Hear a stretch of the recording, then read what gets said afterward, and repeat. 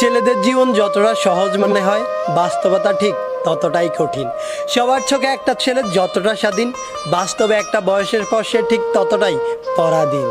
একটা ছেলেকে কখনোই দায়িত্ব শেখাতে হয় না, তার উপর ছেলেটা যদি হয় মধ্যবিত্ত, তাহলে তো শেখানোর আর কোনো কথাই আসে না। বাবার পরে যখন সংসারের হালটা ধরতে হয়, তখনই দায়িত্ব নামক শব্দটা আপনা আপনি তার মাথার মধ্যে ঢুকে যায়, আর তখনই সবচাইতে চঞ্চল ছেলেটাও একেবারে শান্ত হয়ে যায়। যেই ছেলেটা আগে মা বাবার কাছে আবদার করত, সেই ছেলেটাই আজ সবার আবদার পূরণ করতে শিরোধার্য।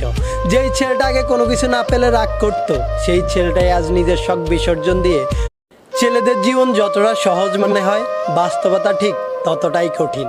সবার চোখে একটা ছেলে যতটা স্বাধীন, বাস্তবে একটা বয়সের পর সে ঠিক ততটাই পরাধীন।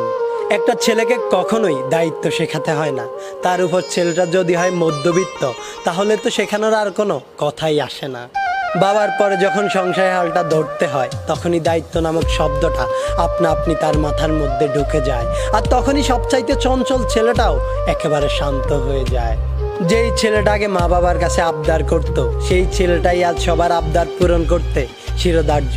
যেই ছেলেটা আগে কোনো কিছু না পেলে রাগ করত, সেই ছেলেটাই আজ নিজের শখ বিসর্জন দিয়ে